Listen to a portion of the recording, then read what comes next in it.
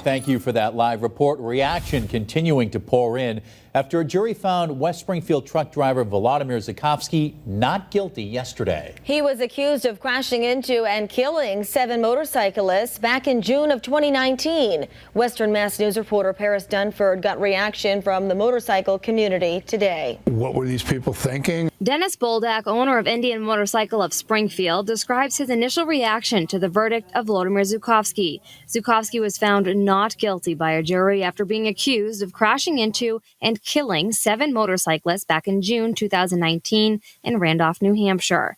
It really sent shockwaves through our community. The people killed and injured in that crash are part of the Jarheads Motorcycle Club, a veterans-based riding group. Boldak knew the victims well and even held fundraisers for one of the victims, severely injured Joshua Morin from Western Mass. Morin was one of the witnesses who testified at trial. All of a sudden, I feel a blow that kind of just hit me in the chest and shoulder and spun me this way. After that point, the next thing I remember is I was on the side of the road. Morin sent Western Mass News a statement following the verdict that reads, quote, "I'm just heartbroken that you can admit drug use and say you crossed the line and get off. This kid keeps getting breaks and he killed people. Just don't get it."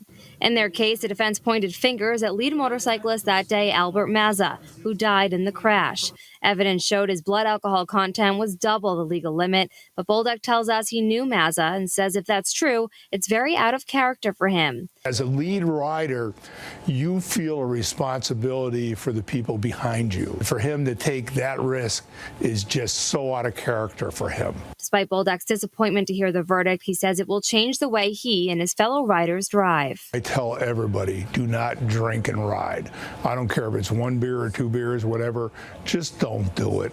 Now, although Zhukovskyy was found not guilty, he was taken back into custody after his trial because of an outstanding immigration detainer. We'll have more on that tonight at 6. For now, reporting in studio, Paris Dunford for Western Mass News.